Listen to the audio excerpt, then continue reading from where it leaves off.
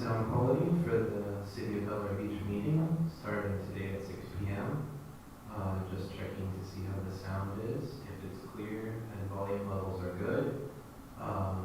Hopefully people will hear everything as they should.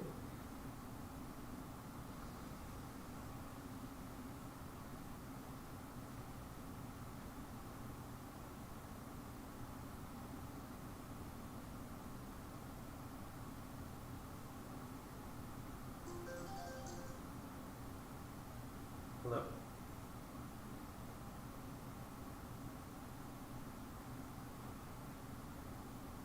Okay, I've got two different settings that I can try. I mean, three different ones. Yeah. Yeah. Yeah, yeah. Yep, sounds good. Okay.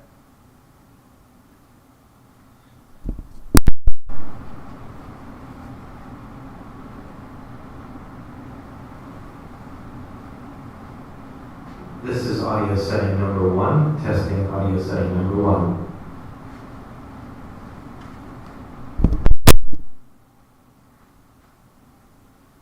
This is audio setting number 2, testing audio setting number 2.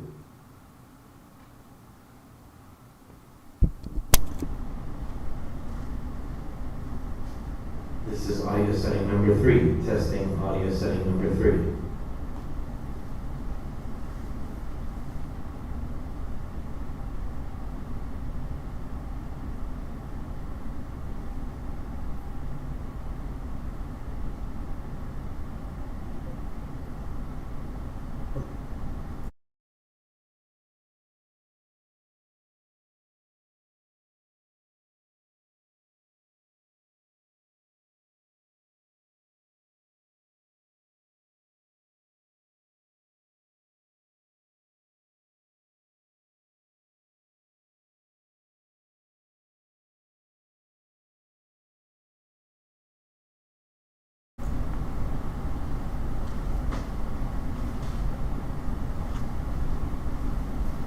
This is number 3, testing setting number 3.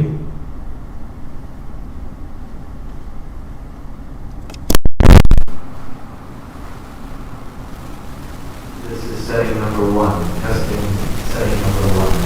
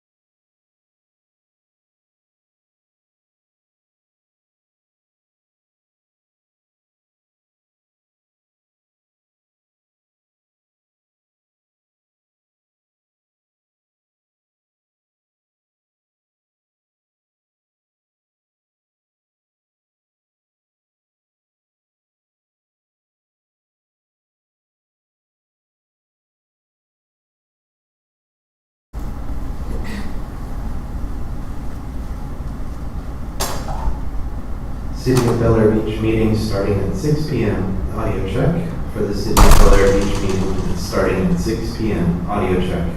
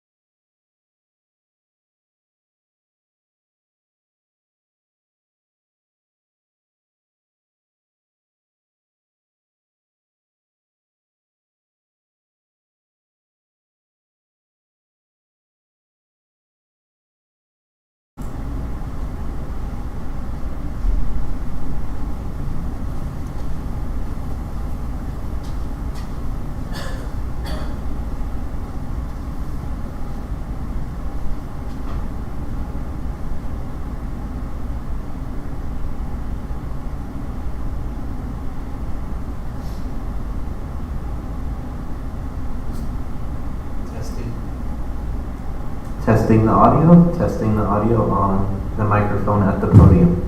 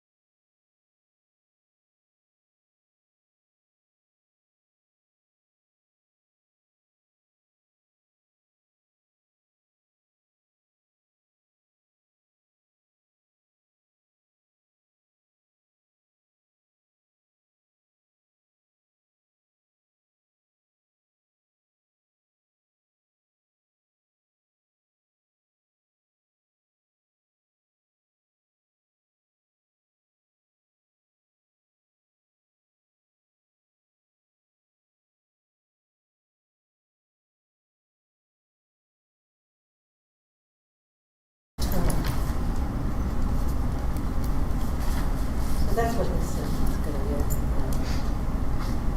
I could do that. Just for the big ones. Mm-hmm.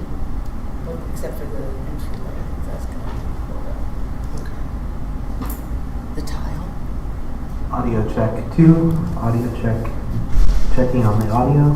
How is the audio for the City of Bel Air Beach meeting?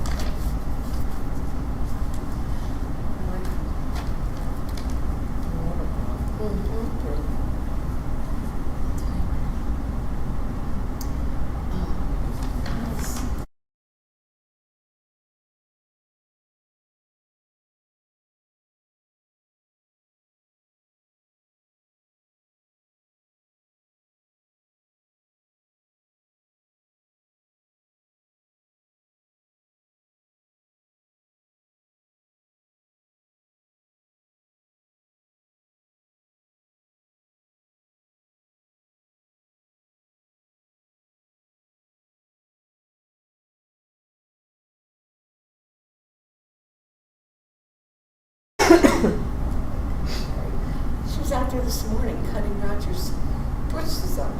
She's cutting, she's so detailed in the cuts, it's like, An artist.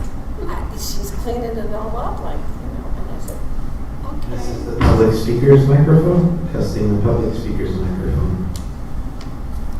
Sounds good. You have to sing that.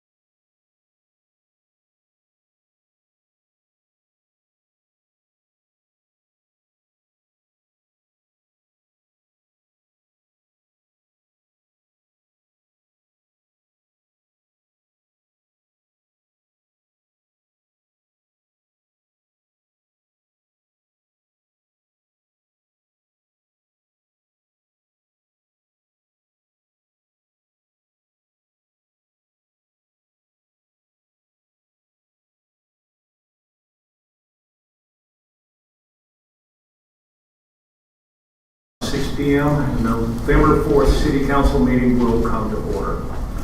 We will begin with the invocation. Let us pray. Heavenly Father, we come before you as a community, leaning on your strength and grace after the trials of recent months. As we hold our first in-person meeting since Hurricanes Helene and Milton, we lift up to you our beloved city.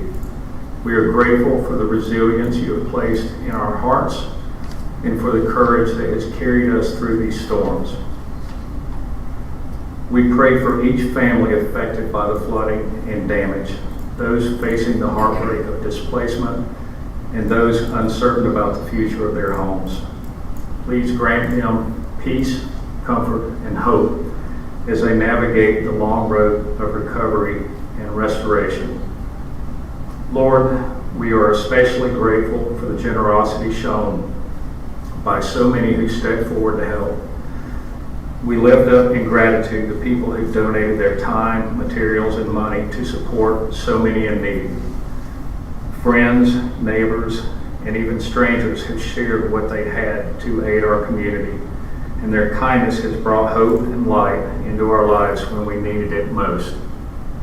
Bless each one of them, and may their generosity inspire us to lift each other up. Tonight, we ask for your guidance and wisdom for our city council, city manager, and everyone involved in making decisions that impact our community's future. May they act with compassion and resolve, finding ways to support each resident in the process of rebuilding. We ask that you strengthen our community spirit, helping us come together in kindness and generosity as neighbors and friends. Lord, in these challenging times, remind us of the bonds that hold us together. Help us to lift one another up and rebuild not only our homes, but our sense of unity and hope. Bless Bel Air Beach, its people, and its future.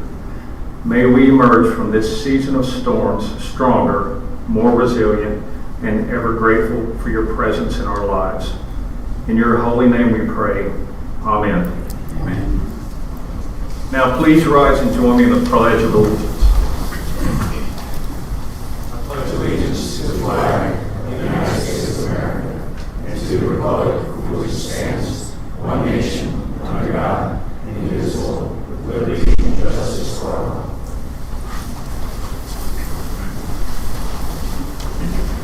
Renee, would you please call the roll? Councilmember Frank Bankert. Present. Councilmember Lloyd Roberts. Here. Councilmember Kim Shaw Elliott. Present. Councilmember Todd Harper. Present. Councilmember Jody Shirley. Here. Mayor Dave Gaddis. Here. City Manager Kyle Riefler. Here. And City Attorney Jay Daniel. Here. Thank you, Renee. Our first order of business is approval of the agenda. Do I have a motion to approve? Motion. Motion is made by Frank Baker. Do I have a second? Second. I'm gonna give that, was that Harper? I'll give that one to Harper. All in favor? Aye. Any opposed? All right, the agenda is approved. Next, we have a presentation from the Pinellas County Sheriff's Office, beginning with the monthly law enforcement report. Good evening, Mayor and Council. My name is Sergeant John Shield with the Pinellas County Sheriff's Office. I have this September stats. So for the month of September 2024, we had a total of 2 incidents within the city. Additionally, we've had 3 people arrested within the city, one being a misdemeanor loitering and prowling. I believe that's going to be related to the storm and the aftermath of such. One was a warrant arrest, and one was a traffic violation, misdemeanor traffic violation for driving with a suspended license.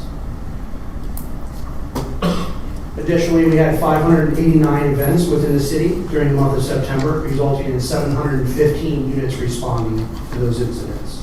And they have been broken down for your stats in the emails that you received. We had 1 traffic crash within the city of Bel Air Beach. That was at the corner of Gulf Boulevard and 14th Street, with a total within the month of 117 total citations and including warnings and they are broken down to the right in the pie chart. That includes loading warnings, parking violations, traffic warnings, and traffic citations. And that's the stats for the month of September within the city. Does anyone have any questions? Thank you, Sergeant. Council, any questions? No? All right. Thank you for coming here tonight. I appreciate you presenting. All right, next up is the monthly code enforcement report. We've got Ben Trump here.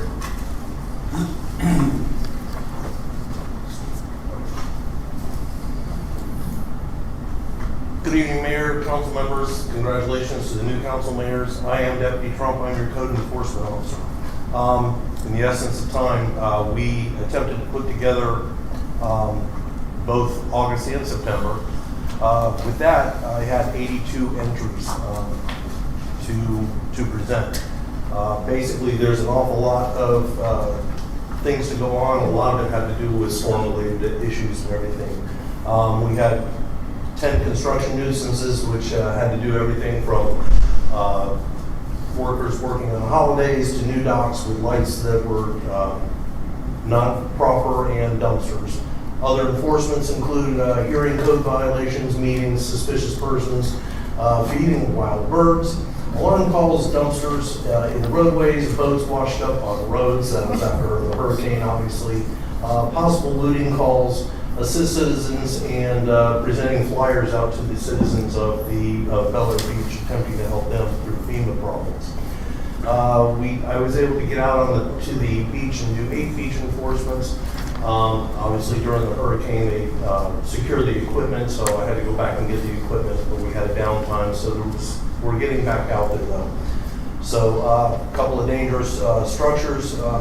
Those also included hazardous trees. We helped as much as I could to try and pull hazardous trees out of the roadways and get things back flowing slowly again. We're dealing with a couple of unmaintained pools. That's probably going to be a given with everything that's happened, and people are slowly getting their pools mitigated. They're slowly getting everything mitigated. It's going to be a process, but as long as everybody just is patient. I know we get a couple of calls because people or the pool companies are pumping the pools out into the yards and flowing into the streets. It's going to happen. The water's got to go somewhere. We're trying to check and make sure it's at least somewhat treated before they pump out the pools, and trying to take care of it that way. Vehicle and traffic stops, suspicious vehicles, and traffic control. Because the lights went out down here last week. Reference a transformer that blew up at Bel Air Bel Air Bluffs. So we did some traffic enforcement up there. Other than that, boats and pods in the yards, that has to do with an abandoned boat. Also one boat that was on the trailer that was taken care of. And then we had 6 high grass and weeds, which is relatively minor at this point. The only thing that I would like to conclude with is please, we are asking people, report suspicious activity. We are here. The sheriff's office will be there. I promise you we will respond. And we would rather come out and it be nothing than people don't call and just say, it's not that bad or whatever. Please call us. That's what we're here for. So other than that, it's just, please be diligent. Try and look for your unlicensed contractors. We don't want anybody scammed. The sheriff is big on unlicensed contractors, prosecuted them. So please double check. There's websites out there all over the place. Please double check and look for those unlicensed contractors. And please take your time to check the people that are coming out to work for you and help you with your repairs, and make sure that they are doing the job that they're supposed to. Any questions? Thank you, Deputy. Council, any questions? I have a question. Go right ahead. What is the current process as it relates to permits, especially during the storm? I mean, are permits still being issued, or have they had an expedited process? Is there an exception? How are permits being handled? Permits are going to be issued. I'd like to refer that to the city manager because he handles most of the process there. I just kind of go back and enforce them a little bit more. The city themselves handles more of the issuance of the permits themselves. So I'd probably refer that to the city manager. and he will cover that in his report. Any other questions for Deputy Trump? I appreciate you working so hard during these trying times, and I'm glad you're here. Thank you so Thank much. you, we're here to help. And just for you, Mayor, I did bring a couple of special guests here tonight for you, because I know the question does come up quite a bit, especially with the derelict vessels. So I do have the Sergeant and the Corporal of the Marine Unit as special guests for you tonight, and they'll be heard as soon as you guys are ready. Okay. Thank you. I didn't have them on the agenda. I'm sorry? Oh, it did wind up on the agenda. Oh, I see. Oh, yeah. Okay. Well, sure. Please come right on up. Sorry about that, gentlemen.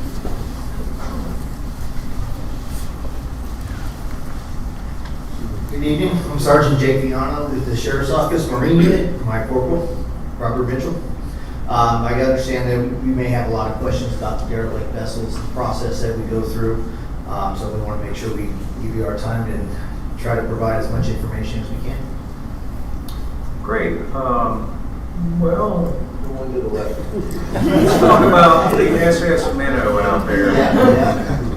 Actually, Corporal Mitchell they got the most information on that. He assumed the case as soon as it washed ashore.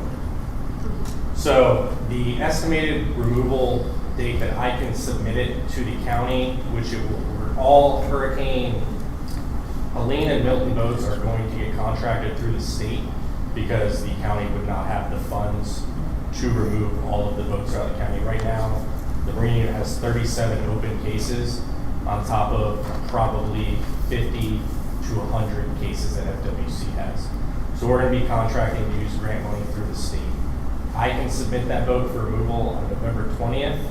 Then it goes to the state. I submit my report and all my photos to them. They do have an assigned contractor to do all of them, but I don't have a time frame once it goes to the state. So, and the vessel on the north side of the causeway, that vessel can be submitted for removal on December 2nd, and the one on the east side of the boat ramp is December 2nd as well.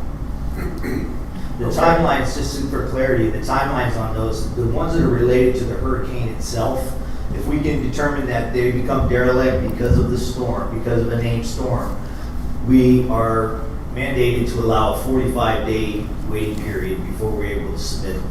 Anything prior to the storm or after the storm that's not part of Milton or Helene, then that's a 21-day waiting period. During that time, we make sure we seize the registration, they can transfer ownership, we identify who the owner is, we notify them via certified mail, and make sure that they've had notice. They have to show us that that the vessel is able to float, has propulsion, can steer. They go through a testing period with us. If they can pass that and it's no longer fits our derelict guidelines, then it's off our list. If it doesn't, they have until that 21 days or the 45 days, and then we submit it for removal. So the removal process, is that a crane? Do you chop it up? Yeah, we have a salvage company. The county, just to give you an idea of the funds that we're kind of restrained to, they only have about $150,000 for the removal process, which doesn't cover the full year. The sheriff has done a really good job of assuming that cost once they run out of funds. Because of the state's emergency management has now come up with the new funds for those two storms, which is going to help us out big time. And they do have a contractor. So we have a salvage company that comes out, they pull it to the dock. Once they get it up on the ramp over here, they'll trash it right there and dispose of it.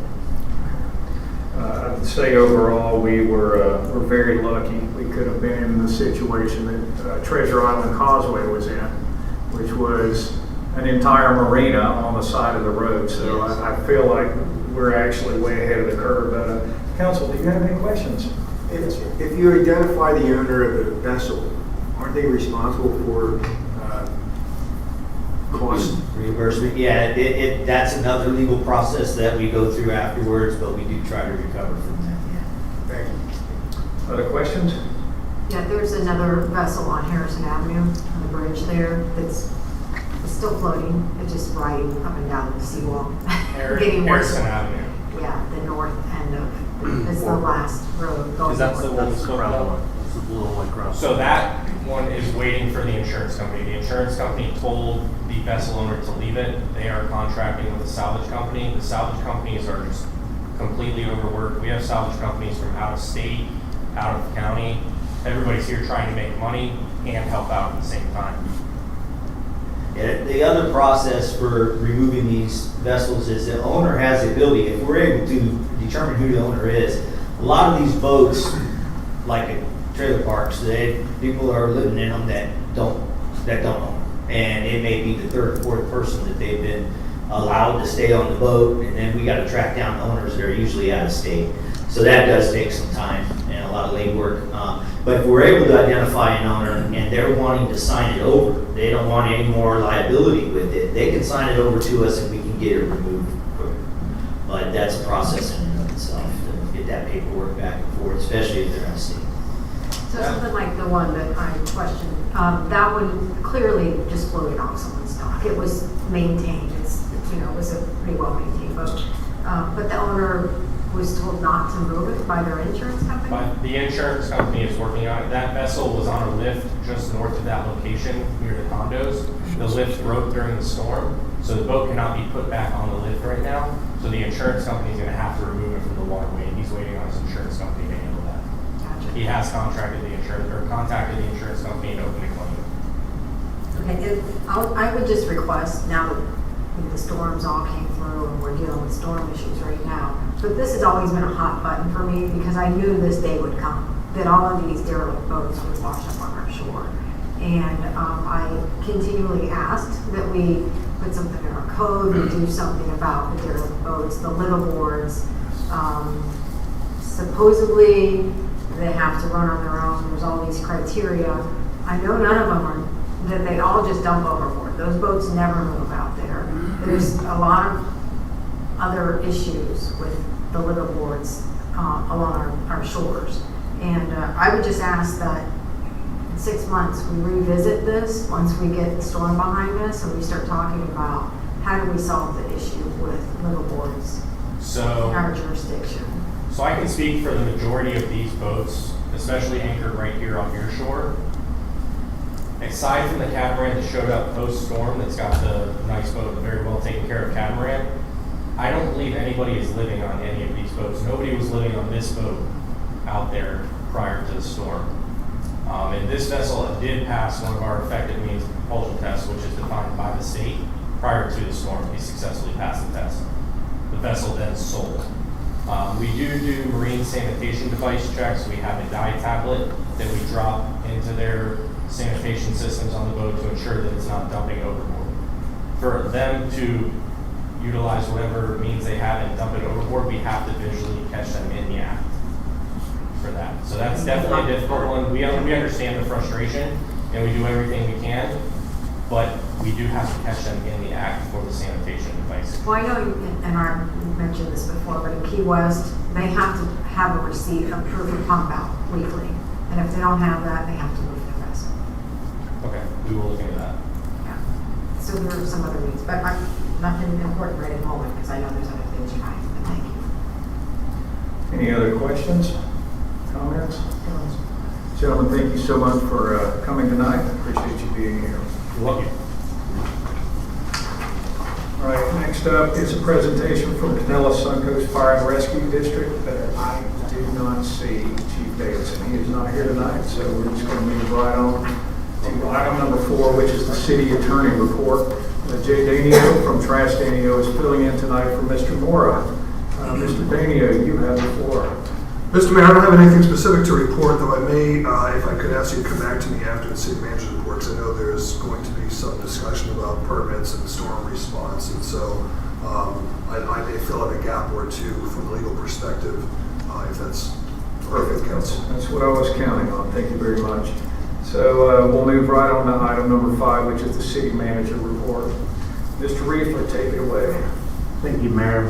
I'm going to brush through all the topics on the report, but the main one's going to be the hurricane recovery. But the Gulf Boulevard undergrounding project, we did have a meeting last week, and Duke Energy told me that their anticipated timeline right now to resume on the project is going to be January. So we'll keep in touch with that and make sure that their crews are available.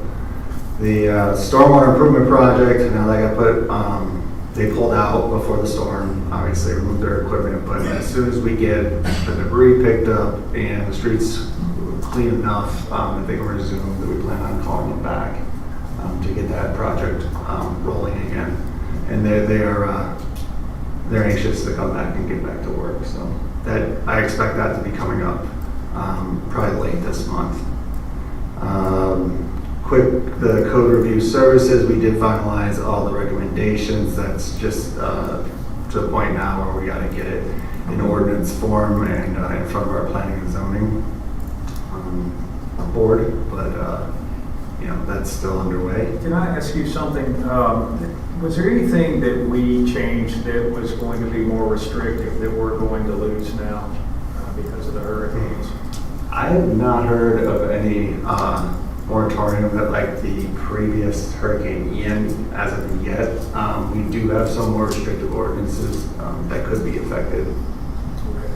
Yes. And we also do have some that are less restrictive that we're looking to get passed. Do you have an estimated date as to when we're going to start working on those ordinances? I'd like to bring it to the workshop or the next work session. If we plan on having one in November or December, at least get some of them in ordinance form to discuss the numbers that we're looking at and before we bring it to a first reading. Okay. We may want to look at those, even though we moved the look back to 1 year, we may want to change that now because we're going to go through a whole nother hurricane season before that look back comes back. Because that would go into effect with September 26th, the look back. So if you look back 1 year is what I'm saying. that would have affected as soon as we read it. Yeah, but what I'm saying is now that the storm hit and people have claims, their claims would go 1 year prior to September 26th. So what I'm saying is that there's a storm that comes in June, July, or August, that's going to, whatever claims, you'll be doubling the claim. The way I understand it is that the look back is specifically for the substantial improvement side of things. So, and that's what I'm saying. So if you have a claim September 26th storm of 2024, and then there's another storm in July of 2025, those two claims will combine. Right? But that would be substantial. That would be the damage side. Yeah. So maybe we need to make zero look back. You know what I'm saying? We could go to zero. So we currently have it at 1 year, and that would be if you have a permit issued. It would count. So say you did an improvement to your house, you had a permit issued on September 1st, then that permit was closed on, say, in November. It would remain on your balance as far as a substantial improvement all the way till the next year, September 1st. With substantial damage, it's assessed on what the value of your property was right before the storm hit, and then you're looking at all the repairs necessary to get back to that condition prior to the storm. So that is in itself a separate determination. So if you were to, in this case where Helene was flooded your house, and say you did your substantial damage assessment and everything, it came out that it was not substantially damaged. From there, you would apply for the permit of everything that needed to be repaired. And then that would be your balance for repair, and then you wouldn't be able to do any improvements on top of that until you got past the year. That's my question. Maybe we need to take that 1 year out. But that should not affect, so if you're deemed not substantially damaged, you repair your structure, inside of a year, another event comes and damages, that should not be cumulative. It shouldn't be cumulative? It should not. And I believe that there's, even though it's not showing up in the appraiser's website, let's say that you had something done and it's showing a certain value, but it's not completely through yet. You can actually come back in and get reappraised by the county. I talked to Mike Tweed. He gave me like 45 minutes of his time. He's a good guy. But every time you get reappraised, you're going to get retaxed, and that's why I'm trying to fit it all into one little package. I'm still not 100% convinced that that the zero look back is in the best interest of the entire city, and the reason why is because we may, even though it doesn't seem like we get any kind of a discount, or it could cause our insurance to actually go up for everyone in the city if we went to a zero look back. So what I'd like to do is get the facts and let's talk about them in the work session. Yeah, because the other cities are talking about going to zero, and they brought up what was that going to affect our discounts. Right. But there's been an NFIP lawsuit for 16 months because no one can show anybody where these discounts are supposed to be given. So I think that's how we got to 1 year. That's how we got to 1 year. One other comment regarding the ordinances, if I may. And we had kept open an issue for landscaping, and I just want to preface this that if we would consider making it amenable to more natural landscaping, because I think this last event has shown us what happens when you don't have anything to hold the soil. Most of the yards are now denuded because they've been exposed to salt water and plants that don't survive under saltwater conditions. So if we make our code more flexible to promote using natural landscaping, I think that's something we should consider. Please continue, Mr. Rickford. Okay. So moving on to the hurricane recovery, I've applied for both public assistance for both disasters. We had a meeting with FEMA and the state today just to go over the rough estimates of each category that we're looking at claiming damage on. One of the invoices came back, which was our the emergency debris removal we were doing prior to Hurricane Milton after Helene, and we came to about $310,000. That should be fully reimbursable from FEMA. We just need to get it in. So all this money has to come up front, paid by the city, and then it gets reimbursed. The goal is to get as much reimbursed as possible by following the FEMA rules. And right now, so we had, like I mentioned in the last meeting, which was virtual, we had an emergency, which was a group of many different small contractors pulling in machines to remove as much debris as possible before we got the winds from Hurricane Milton. And that would fall under, which was a protective measure for the storm Milton, which was actually Helene damage. But typically when you have a storm and you have to collect the debris from a single storm, it's done through contractors, through a system which we resumed after Hurricane Milton came through, which has been Phillips and Jordan, which is a contractor, and they were using the loader and the Bobcats originally to load it and take it to a debris management site and then track it and do everything that FEMA requires. Right now, that same company, Phillips and Jordan, is coming through with claw trucks, which the typical is they do one full pass and then they give a little bit of time for everyone to get their debris out, get it sorted correctly for the final pass, and that's currently what they're working on. We did have quite a bit of a mess over the weekend. I found out from the contractor today it was just because they were using a truck that did not have the correct claw. It was more meant for vegetative debris, and they're collecting the C&D, and it was stowing all over the road. They did come back through after I notified them and cleaned up. But I will say with these FEMA debris contractors, they really are coming through just to grab the bulk of the debris. Their detailed cleanup is a little lacking, but that's not really what their purpose is. So anyways, we do expect that this final pass of the debris collection by Phillips and Jordan will be complete by the end of next week. So we did put some messaging out there about getting things how they want. They want to be able to see what the debris is. Typically not in bags. We did have some different types of debris that was in bags that we were able to get pre-cleared.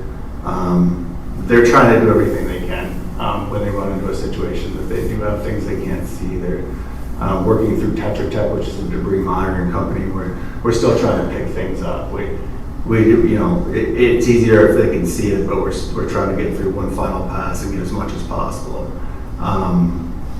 After that is complete, we may have still, some houses that have some white goods. A lot of scrappers came through and picked things up, but if we do, after the debris haulers finish, have some things here and there, then we're just probably gonna have to take care of them as a city, through our regular waste pro operation. We are at the point now, though, where regular trash should be put out along with yard waste and picked up by Waste Pro. And if Waste Pro does not pick up, we need to know, because we've got to get them back on their regular routine. Now, whenever you say regular yard waste, I see piles of vegetation everywhere. Is there another company that's picking that up? Yes, the debris for the storm vegetation, which are the large piles, are getting picked up right now. That's on the final pass, because the first pass was strictly the construction material, because there was so much of it. So they waited, and now they're doing the rest of the construction material and the vegetative. Right. On to the substantial damage, and this is kind of like the big topic of the last couple of weeks. When Helene came through, we had significant flooding. There were a lot of houses that got over 3 feet of water. There were some that got just over a foot. There were some that got inches. Since then, the first step was immediately after we had the county come through, and they did either a major or minor damage, which was determined by if it was over a foot of water or less than a foot of water. They measured water lines, and they made a quick GIS map to give a rough estimate to pass along to the state for funding purposes of how much damage incurred from the storm. After that, through a series of mission requests, we knew that we had to do a substantial damage inspections. We do not have this in-house staff to complete those, so we did reach out to the state through our web EOC requests, and requested additional aid to do substantial damage inspections. The county, because the county does our building inspection, also made requests, and what was decided is that we pooled all the state contractors underneath the county to do all the inspections. And what the first thing with the substantial damage is you have to go out, you have to do the inspections, you have to put it into the SDE, which is the substantial damage estimator. It's provided by FEMA. It's just a standardized way to take all the data that's collected, export it into a report that gives you kind of an overall if you were substantially damaged or not. The value of the structure they use is the property appraiser, 50%, right from the website, and then they just do it on a standardized method to see which houses come back as reported substantially damaged. The county has done all the inspections, unincorporated and for all municipalities, and they have the data. But right now, they are inputting that data into the estimator tool, and when they export that and give it to us, it's going to provide us with the addresses that took on water, and it's either going to say that they are substantially damaged, so they got over 50% by our ordinance, of damage, or they're under that and they're not substantially damaged. So when we get that, our job as the floodplain administrator for our community is what we have to send the letters out to the houses that are substantially damaged. I'll give them notice that they've been found substantially damaged on the initial review. After that, there will be a process of a reevaluation or an appeal, and that's when we drill down a little deeper, and you're, per our ordinance, allowed to use private appraisal to get a higher value on the structure side. And then since when the inspectors came through and did the estimates, it was just kind of a quick look over, plugging it into a tool. This is where the homeowner is going to list out every single cost that needs to go back into the structure to make it back to what it was before the storm. So that's a little bit longer of a process, but from what I've been last told by the county is to get our initial reports and that data back from the county, we're looking at, they told me 3 weeks, which, we have people in line that are trying to get permits to rebuild their house, and we understand the frustration. So since then, I actually had a call before this meeting with Tetra Tech, and I'm going to get a quote for them to come in and do, which we have roughly about 24 permits in right now that are, they were over a foot of water, so we know that they need to be inspected, and we need to know if they're substantially damaged or not. So Tetra Tech, I'm trying to get them to come in ahead of this so that we can they'll first do their own inspections, they'll put it through the estimator, we'll get the determinations for this group of people seeking permits, and then from there, if they are substantially damaged, then they'll even do the evaluation of the cost breakdown. So I expect that tomorrow, but they felt like they could get started within a week. So that's what I have right now to try and speed this process up. We do understand, we're trying, anybody who had less than 12 inches of water would consider minor damage. We adopted a policy that the county is using, which is, it's minor damage, we know it's not substantially damaged, so we're putting it through.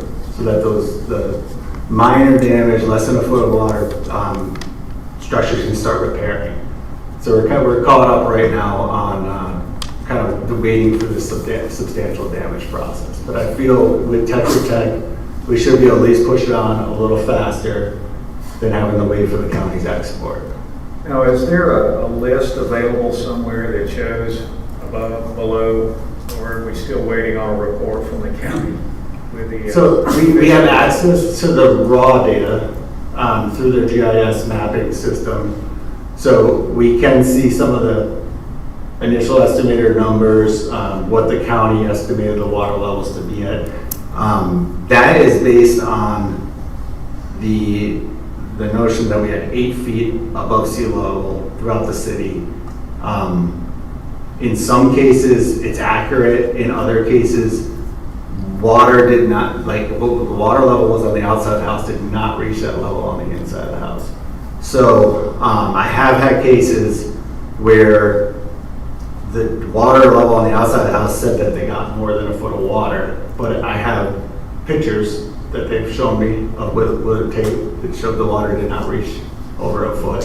So I actually, I have to file all this away, but that to me was evidence that they did not get that much water, so I knew it was minor damage and I put a permit through. So my goal is to get Tetra Tech in here to get these permits moving so that we don't have to delay. Hopefully a county comes in with their reporting. At that point, I'll still have to do all the substantial damage letters that qualify. And then at some point, the state is providing contractors to pick up and help with the reevaluations and the closer inspections to determinations. So at some point that will come in. am not comfortable right now waiting on the county and waiting on the state aid to come in. Correct. Now, people that, for the people that were 2, 3, 4 feet deep in water, and they look on the county appraiser's website, and they see that really low number, is there anything, what would you recommend that they do? If they see a very low number, the property appraiser has put links on the main page to get an updated assessment of the property. So if the last assessment they put out, where it was based on the information they had, what was in that house and the quality of and the construction of the house as of January 1 this year. If there are things that have been added to the house that the property appraiser does not know of, they have a report that you can email specific pictures that they have directions for to get an updated value, which would be what they'll do is calculate it right before the storm hit. So they have that option. The other option will be the private assessment, or private appraisal, because our code still leaves open for a private appraisal, but it has to be done specifically for substantial improvement, substantial damage evaluation. There's a checklist, but it still, for the most part, should provide a higher value than what is listed on the property appraiser website. Okay. I'm going to pause you for a minute. Council, do you have any questions at this point? Will that assessment then increase the property tax? Chances are, if you tell the property appraiser things that they did not know existed, yes. And is there a process for those? Member Elliott, can you please speak into your microphone? Oh, excuse me.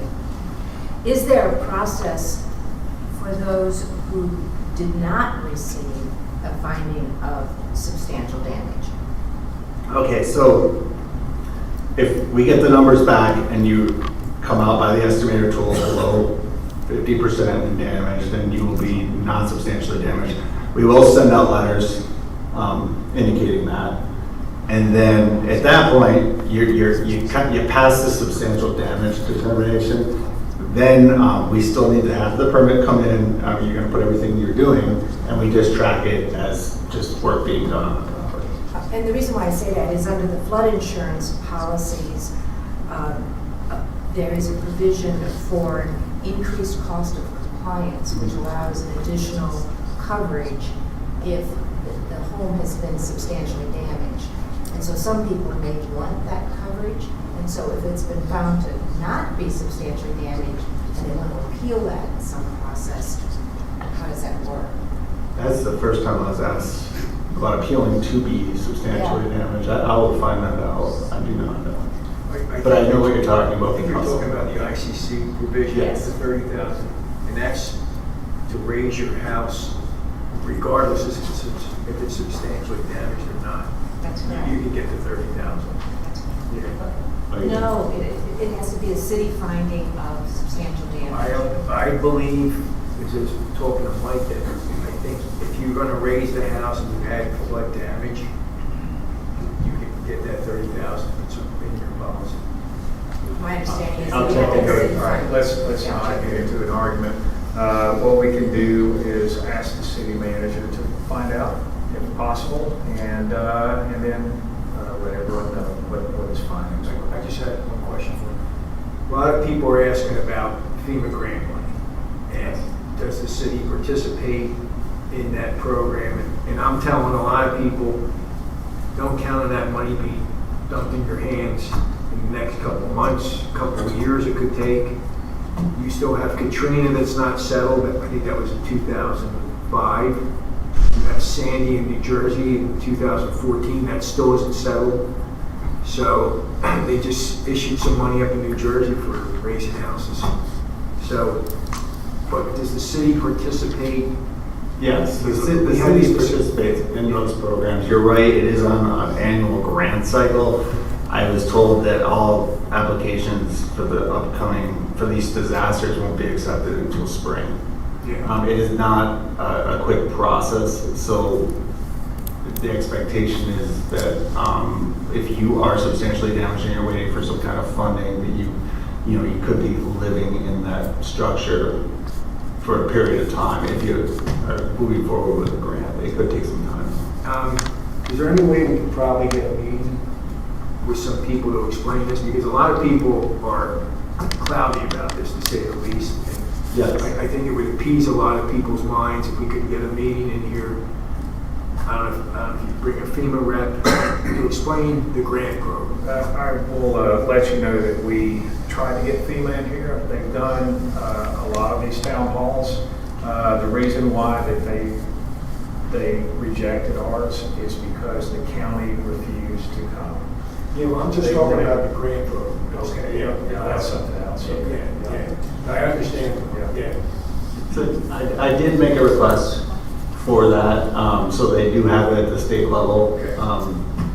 So I think we're kind of trying to get past this substantial damage. And that would be like, what's that, Afghan? That would, well, it would be FEMA and then the state, because the state gets the money and then the state decides how it gets allocated. But again, there's a lot. We first need to kind of find out how much funding is going to be available and how they're going to qualify who gets those grants. I've heard in discussion that sometimes there's some political efforts too to get more money contributed depending on the disaster. But all that is in the future. Mr. Roberts, you had a question? I did. A couple of things. So one just came up. Did any of the other town hall meetings take place where the county did participate on the barrier island? I don't think I've seen one yet. No, because they're holding all the data, and I think that ultimately they don't want to reveal it publicly because ultimately it comes back to the individual municipalities, and it's up to them to be the revealer of bad news. Unfortunately, that's my take on it, and so they're just serving as nothing more than a data collector, and they're not really wanting to share how they reach their determination of whether you were substantially damaged or not. And that's a great lead-in. Today I had a couple of gentlemen on my street that came by. I don't know if you were aware of that, Kyle, that were representing the county. I asked them a lot of questions just to verify, in fact, they were from the county. So I said, so why are you here? What are you looking for? And what they wanted to know was approximately where was the water line on my house. So I had a picture of the trash line, and I showed him that.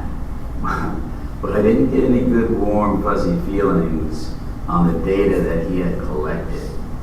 When he saw that line, all he did was say, okay, I'm going to measure down from that mark on your front door down to the level of your porch. And I said, so what are you trying to determine again? Are you trying to determine what was the level of water that potentially got into my house? Because what you just did not prove anything. Because I had sandbags and visqueen, and I don't care where the trash line was, that's not the level of the water in my house. But he didn't seem very inspired to try to get anything except a number to say, okay, I've got this number and now I'm going back with it.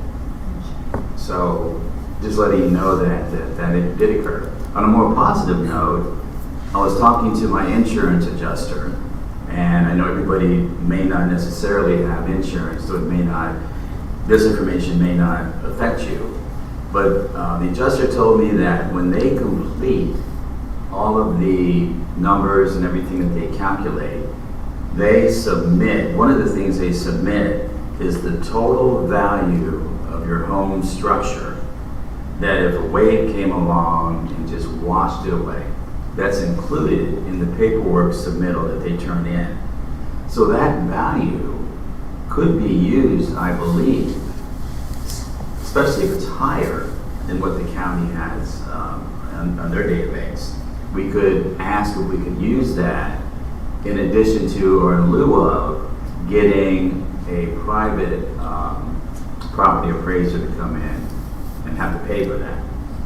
So I think we could probably maybe talk to the county and say, if we have that information, what did the adjuster, and they're pretty confident, and they're comfortable with the value that they're submitting, and I'm confident it's going to be higher, much higher than the number that the county has. That would help the 50%. I talked to Mike Twitty about that. Okay. And I said, and he goes, well, you're talking replacement value, and we're talking substantial damage.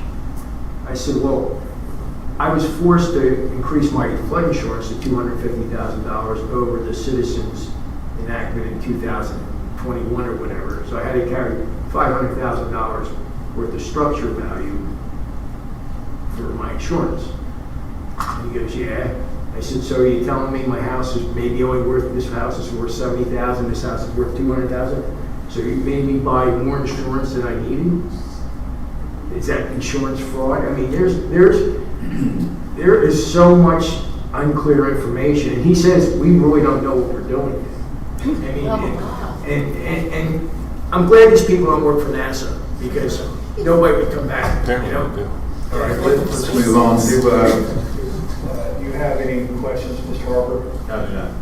Ms. Shirley? I think just more a statement based on some of the things that I'm listening to is that the whole system is flawed, because if we're basing it on this appraised value, our insurance has this replacement value. Even the property appraiser is saying that's all based on replacement value. Well, that's what everyone's trying to do, is replace their home. Yeah. So I think we need to get some good advice here to help the residents.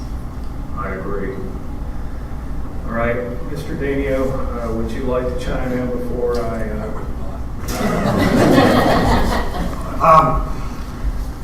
First of all, to Councilor Shirley's admonition, I know that folks out there, and I've been up and down the beaches and working on them, I know that folks want answers and they want clarity and they want certainty.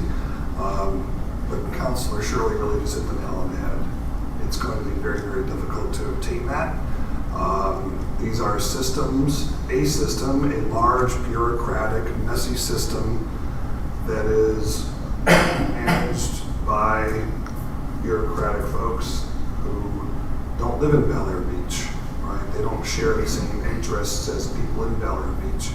Complicating matters further is that when Hurricane Ian came through Lee County in that area recently, FEMA took a very hard line, and is continuing to take a very hard line in the local jurisdictions, including the counties and the cities and towns, application of their own floodplain management ordinances and of the application of the substantial damage rules.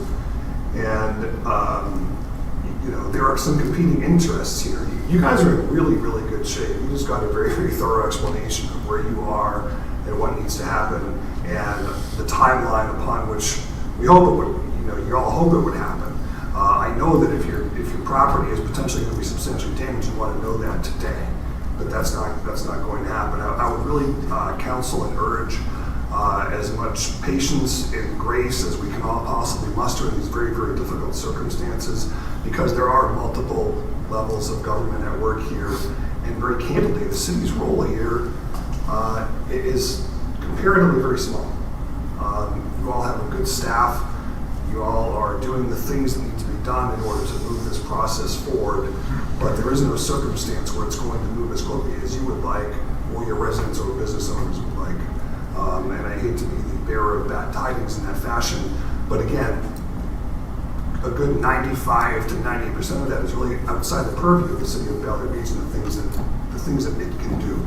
Because you have these competing interests, right? You all as a council, you want to help your residents, which we understand. You also want to look forward into the future, because these storms are going to happen again, right? So what is your job? You don't want to put yourself in a position where you're jeopardizing the city's participation in FIP at all, right? On a baseline.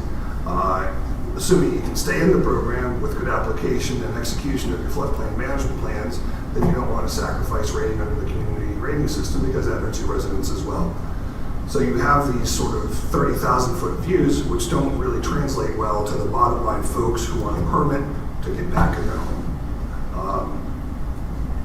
if you'll permit me to say, your city manager has a really good handle on this. I've seen it in other places. It's not going quite as smoothly there.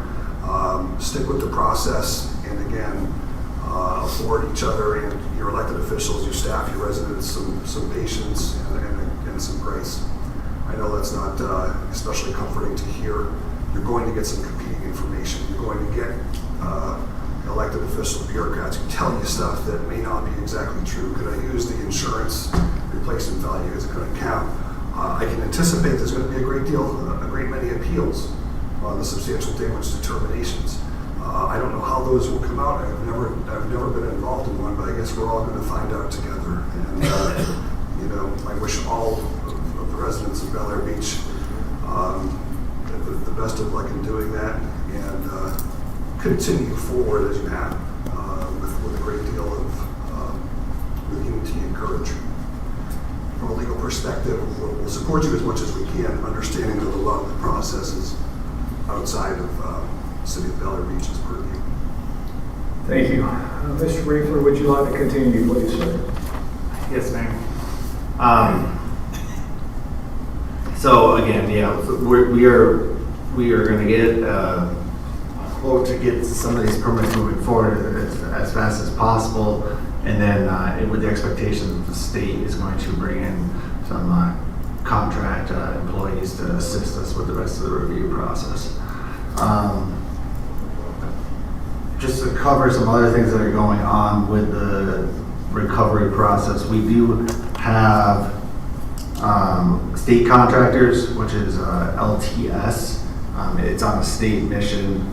Those are the contractors. They have a large loader and have 5 dump trucks. They've been working in the beach accesses, clearing out sand. They are also setting up a sand sifting operation on the beach. If you've seen any of the trucks on the beach, the idea is that we have the state contractors approved for 60 days, and we have a lot of sand that was put back on the beach that has debris in it. It wasn't completely clean. The county's been doing their own sand operation at Sandkey Park. They're planning on closing it down in about a week, but we're fortunate enough to have the equipment that's coming out to us so that they can just move the sand around, clean it, and then trash the debris.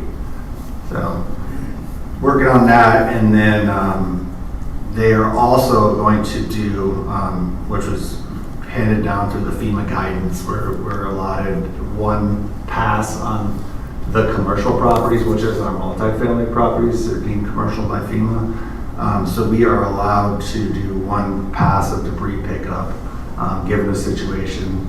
So the LTS state contractors are going to do that pass. We're in the process right now just getting some right of entry forms done.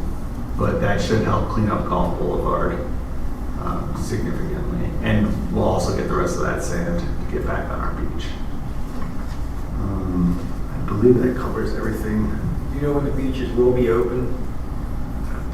Well, the beaches are not officially closed.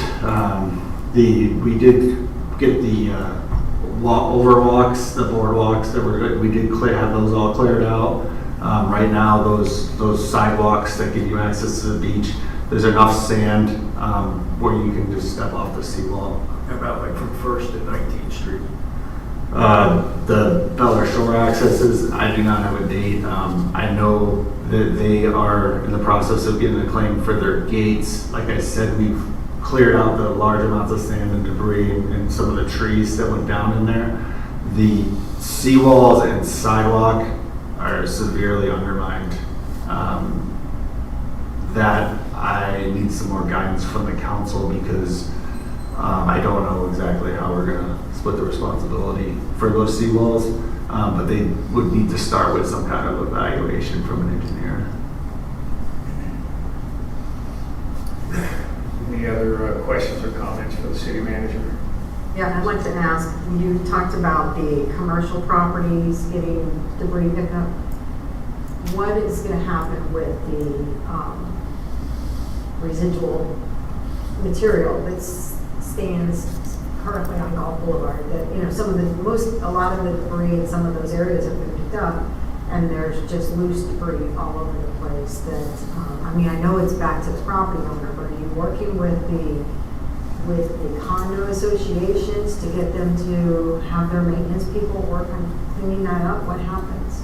I haven't gotten to that step yet, but there's gonna have to be some communication up front to see what they can do about that type of debris. We're running into the same issue with a lot of the single-family homes as well, because when they do come through, it's not a perfect cleanup. You know, there's a lot of small pieces. So I guess my plan is as that debris gets picked up, you know, having conversations on how we're going to get it cleaned the rest of the way. I mean, I would think it's clear the single-family homes should do their own cleanup, but, you know, when you get a condo, I don't know who that responsibility falls back on, so I guess it would be the association. Should still be the whole property that's responsible. And there's a lot of condos that actually did get their debris hauled away. Because they took care of it, so. Anyone else? No? Mr. Reefer, I am going to call on you again after citizen comments, but before we do citizen comments, I'd like to have the city clerk report, and then I'll explain to the citizens how we're going to handle this. So that being said, Renee, you're up. I have nothing further to report. Oh, come on. All right, so now we're going to move to citizen comments. What we're going to do is we're going to do the same. It's not a back and forth conversation. You're addressing the council. I've asked the city manager to take notes, write down anything that he believes that he can help you with. After citizen comments are closed, we'll go back to the city manager and let him try to answer your questions. All right, but again, it's not a back and forth. We'll be here forever, and I think he's given you most of the information that he has already, but there may be something that you have to offer that he's not considered or has brought up. So if any citizen would like to address the council about a topic not already on the agenda, please raise your hand and wait to be called on. We ask that you limit your time to 3 minutes. And remember to direct all questions and comments to the council. And just remember the city manager is listening. If any council member would like to respond to citizen comments, we ask that you hold your comments until the end of the meeting. Would any citizen like to address the council about a topic not already on tonight's agenda? Wow. Well, yes, sir. Please come up to the podium, give us your name and address, and Hi, my name is Fritz Will, 905 Harbor Drive. And I don't know what you meant with not on the agenda. well, I will respond to that question. There is no topic about hurricane on tonight's agenda. Oh. So feel free to ask any question you like. Well, first of all, I'd like to thank Kyle for his work he's doing. I know that we are all overwhelmed. I'm one of the lucky ones. I'm built up. And I feel sorry for everyone when I look down 9th Street, including Kim's house. I just like to comment, 9th Street is, I have the feeling, not a very important street because it's very, very dirty.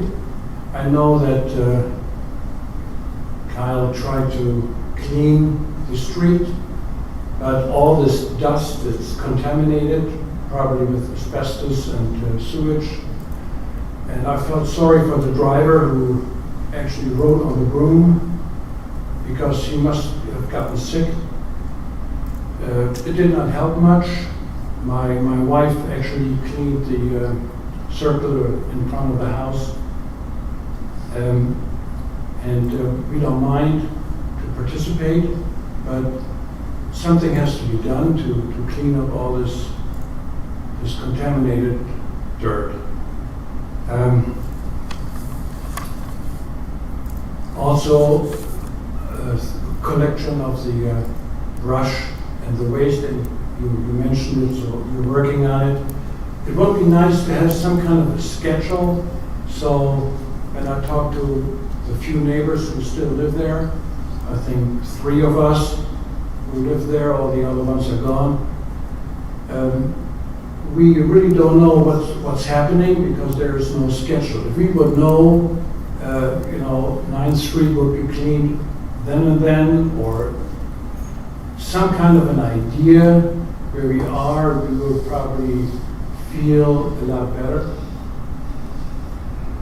Then 9th Street is in the process of being rebuilt, the curbs and the asphalt. Would also be good to know if there's some kind of a schedule to finish that job. And then that brings me to the pump issue for the stormwater that we were talking about. Also, a schedule would be very, very helpful, so we know where we are going. Then one little comment. I don't know if it's possible for the city to waive the 50% rule for the people who are have issues with that. Just think about it. It's one last thing. That's it? Yes. Okay, thank you. Thank you, Mr. Will. Would anyone else like to speak? Yes, sir.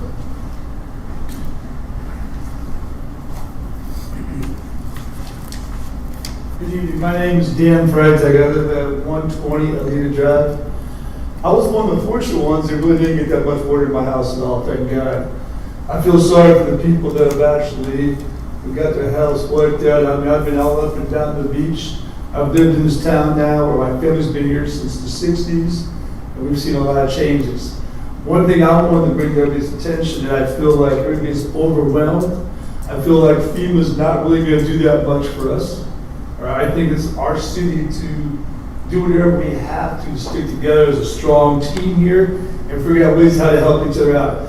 I've seen my neighbors where I pulled out debris out of their house because they got 2-3 feet of water in there, and I've expressed to them truly that they cannot live in this type of environment where there's water in there. And from doing millions and millions of rehabs and build outs on properties, I feel like a lot of people in our community throughout this whole area of Florida here has been taken advantage by a lot of contractors out there. Well, I'm not saying they're not wrong, but I know for a fact that Serpent was out right across the street from me, and they charged them over $40,000 just to take drywall out and also move the tile.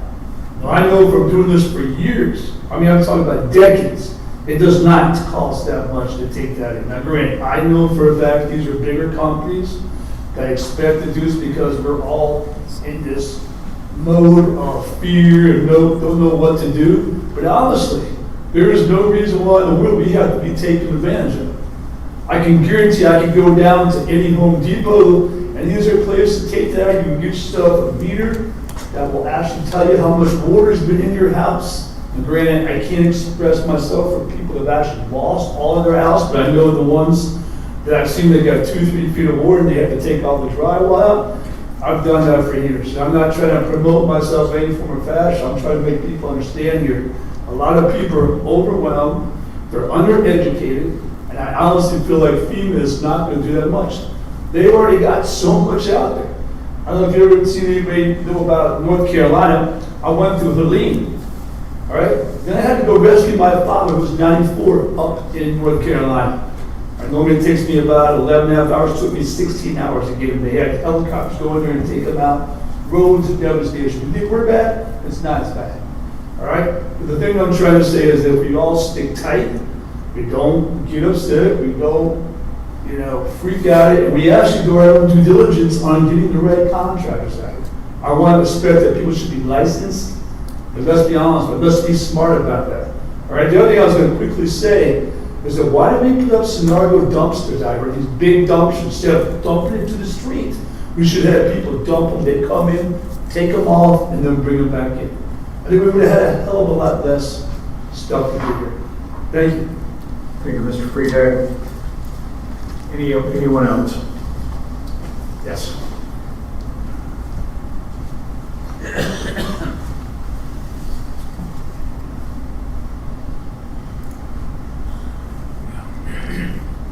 Hello, I'm Jared Slack. I live at 2530 Hibiscus Drive. I'm West. sorry, what's your last name again? Slack. Slack. And I have two questions. If the city manager could just explain a little bit clearer about the substantial damage determination is one part, if I understood correctly, and then if that's substantial damage, we can't do anything but tear it down and build? Or does the 50-50 rule come in to repair substantial damage? So if you could address that when you speak again. And then I had probably over 12 inches of water, and then I had this on my door that tells me that they inspected the inside and the outside, and that I can live there and occupy it. And so if you could explain what this means too. I'm new to Bel Air Beach, and so I'm very confused about what to do or not to do, and how long do we wait for a decision to be? Thank you. Thank you, Ms. Slack. Any others? No? All right. Citizen comments are now closed. Mr. Riefler, do you have anything you'd like to add? Yes, Mayor. I will work on getting somewhat better of a schedule for the debris pickup. But it is difficult with the debris contractors. They kind of switch every day with how much equipment they're using and where they're going. But we will try to. The last I heard is they had claw trucks that moved up to about 7th Street. So I imagine that they're getting close to 9th Street and they're trying to close out the southern portion of the city first.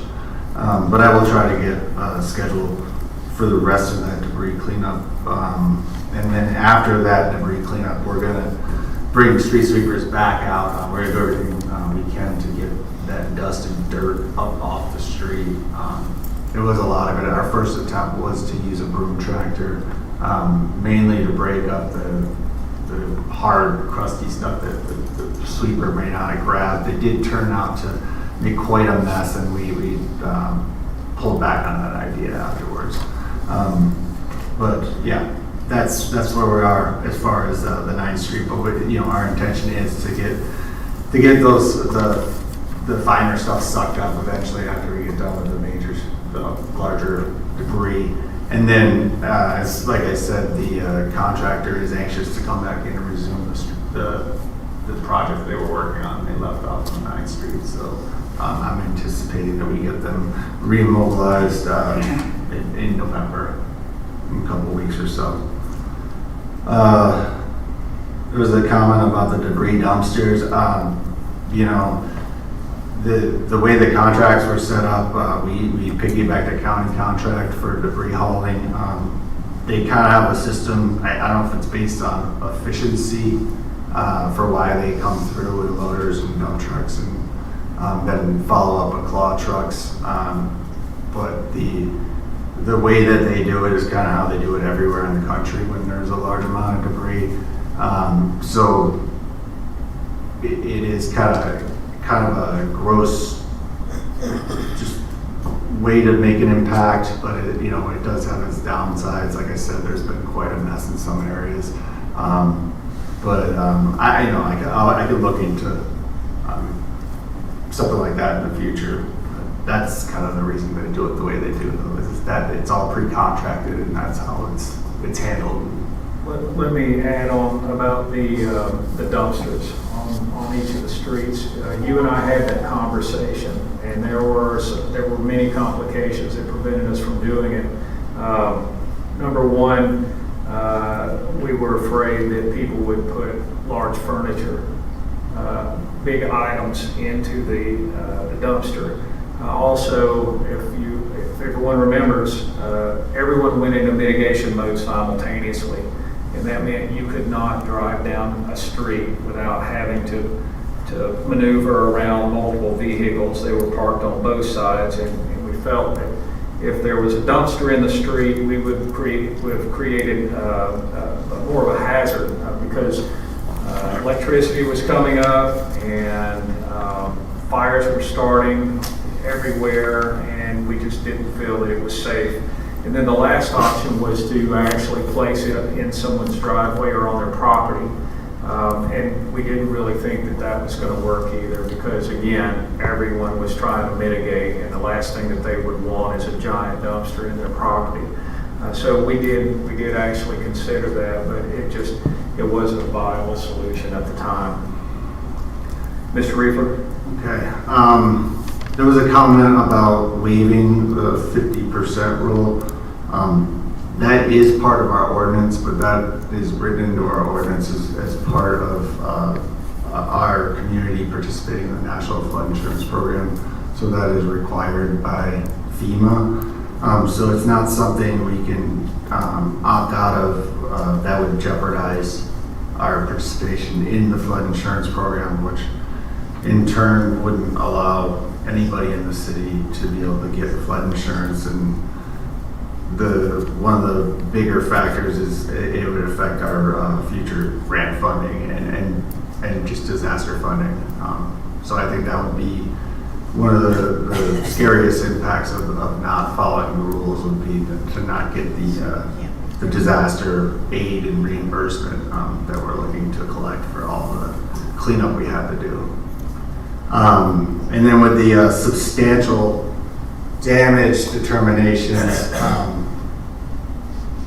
the premise, like the idea behind substantial damage is that if a home is on grade and is an older home, that when the so-called statistical 100-year storm, which this flood qualified as, comes through, it does, if that property is damaged over 50%, that's the line. The idea is to mitigate that structure to prevent it from being flooded like that again.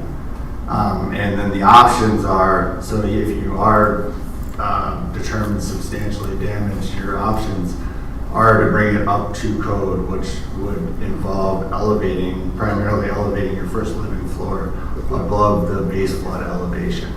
And that in turn will mitigate flooding, obviously, because some of the higher built homes, the previous speaker was thankful for, it does well in these storms when you build up, because when the water comes up, it's a lot less damage. So that's the idea behind it, but it is a hard reality to face when you go so long in this community and you haven't had any major flooding, and then all of a sudden we get a storm that is a 100-year storm and causes that much damage. So it's building up. The other option is demolition or relocation, which they're all not great options, but that is the substantial damage process. But again, if you do get a letter of determination from our estimated data that comes back from the county, there is a reevaluation appeal process. It doesn't mean it's a certainty that structure is substantially damaged. We'll work through closer inspections. There will be some that are going to be substantially damaged, and we'll work through the process. The question on the habitable placard that was found on the doors, that came from the Pinellas County Building Department, and when they went through on their initial inspections, they were putting those on the door to indicate that structure could be lived in during this interim time that we're doing these determinations. So that was the intention, and if it wasn't habitable, it would have been severely damaged so badly from the storm that it would have to be condemned and no one could live in it temporarily. That was the idea of why they were putting it. I thought it led to more confusion, but that's what that placard meant. Council, do you have any comments or questions for the city manager this round? Just on that placard, that was put up, I think they did that Saturday night or Saturday evening. They had them all up there by Sunday. And if you had questions, there was a phone number to call. They were closed till Thursday. And then try to get through on Thursday. That figures. Anyone else? Kyle, just for clarification, so you're saying they chose to put up 10 habitable signs versus 1 condemned sign? Oh, no, I was just trying to, the other example, they were trying to show what structures you were still habitable by putting those placards up, but we did not have any condemned structures in Bel Air Beach. So there's really no reason for the placards at all? That's not necessarily true. I think that they had good intentions. There was another placard that they were installing on homes that you could tell they were severely flooded, no one was home, nothing had been opened, and they were clear warning signs of beware if you enter this home. I looked at the first, I saw it posted on social media, and the first thing I said, because someone was complaining that it looked bad, and I said, no, I think that's actually a good thing. It means you've got a place to stay for a while until you get this figured all out. It was confusing for sure. Anything else? All right, well, let's move on to the consent agenda then. This is for items 8 through 11. This is for approval of the September 18th, 2024 first budget public hearing meeting minutes. Approval of the September 18th, 2024 final budget public hearing meeting minutes. Approval of the September 18th, 2024 City Council meeting minutes. And approval of the October 8th, 2024 Emergency City Council meeting minutes. Do I have a motion to approve? Motion to approve as written and presented. Motion is made by Frank Banker. Do I have a second? Second. Second by Lloyd Roberts. All in favor? Aye. Any opposed? All right, the consent agenda passes. All right, now we are on to the regular agenda. This is item number 12, consideration of resolution 2024-12. Mr. Danio, you are up. Mr. Mayor, resolution 2024-12, a resolution of the City Council of the City of Bel Air Beach, Florida, authorizing extensions of the local state of emergency due to Hurricane Helene, providing for powers to adequately respond to a disaster, providing for severability and an effective date. Mr. Mayor and Council, your code and state statute permits you to declare local states of emergency in order to do what you've been discussing here most of the evening, including and multiple other functions of government. The statutes say that though once you proclaim it, you must renew it every 7 days, and that's what this resolution is intended and does do. Thank you, Mr. Danio. Would any citizen like to comment on this resolution? All right, citizen comments are now closed. Council, I need a motion to approve this resolution. So moved.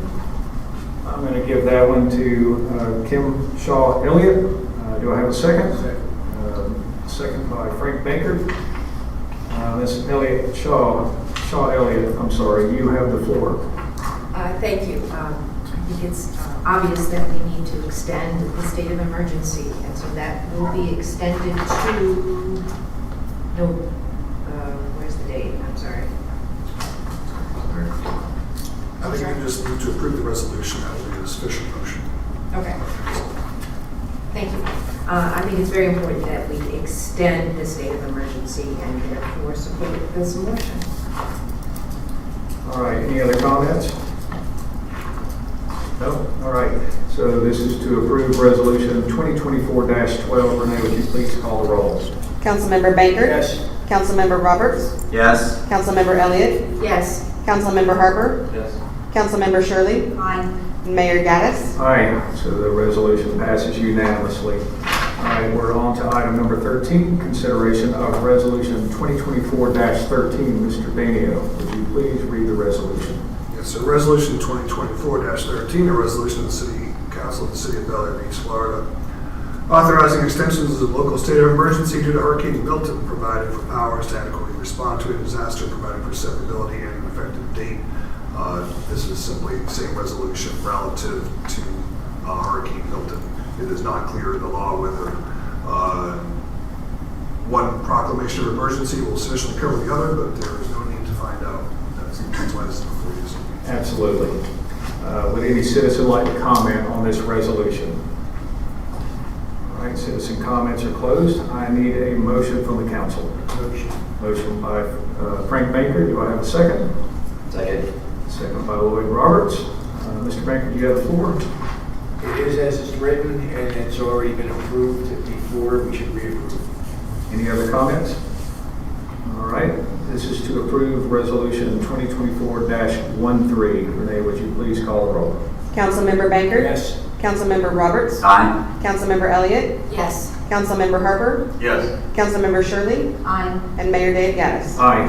The resolution passes unanimously. We are now on to item number 14, consideration of resolution 2024-14. Mr. Danio.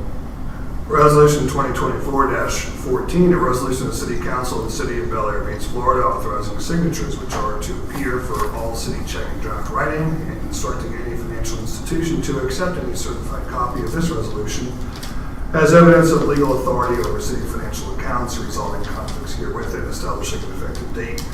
This resolution, as its term suggests, is intended to reflect the recent change in the composition of the council and to align financial authority with that composition. Thank you, Mr. Danio. Would any citizen like to comment on this resolution? Citizen comments are now closed. Council, I need a motion to approve resolution 2024-14. So moved. I'm going to give that one to Shaw Elliott and the second to Frank Baker. Kim, you're up. It's very important for us to be able to continue our banking business and transactions, and therefore it's been expanded for the number of authorized people to reflect the current membership of the council. Thank you very much. Any other comments? All right. This is to approve resolution 2024-14. Renee, would you please call the roll? Councilmember Baker? Yes. Councilmember Roberts? Aye. Councilmember Elliott? Yes. Councilmember Harper? Yes. Councilmember Shirley? Aye. Mayor Gaddis. Aye.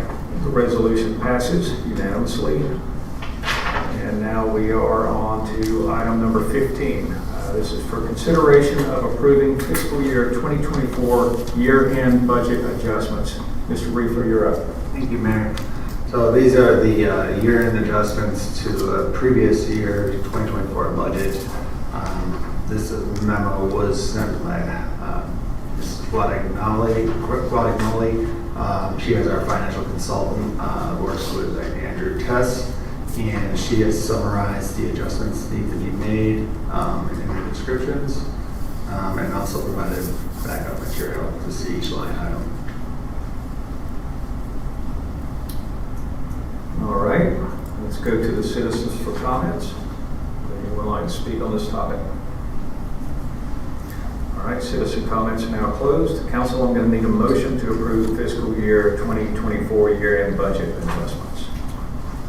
Motion. Motion is made by Frank Baker. Do I have a second? Second. I'll give that one to Roberts. Mr. Baker, you're up. I believe the document in front of us speaks for itself. It's more like a housekeeping item. I believe it should be approved. Thank you, Mr. Baker. Any other comments on this topic? No? All right. This is to approve fiscal year 2024 year-end budget adjustments. Renee, would you please call the roll? Councilmember Baker? Yes. Councilmember Roberts? Aye. Councilmember Elliott? Yes. Councilmember Harper? Yes. Councilmember Shirley? Aye. And Mayor Gaddis. Aye. So the budget amendments are approved unanimously.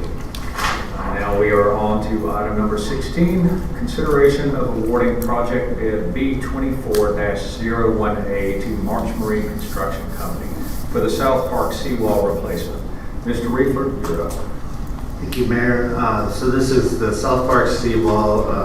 It's our seawall that is in most need of repair at this point. We bid the project out originally and received bids in August. And the bids that came back were very high, where it was outside of our estimated budget. And we decided, since we only bid it on Demand Star, that we'd try a rebid for for the same project, pass it around to more local contractors, and also put it on to Vanstar to provide that the same contractors could bid on it. So the second time we received bids in September, and they did come in lower.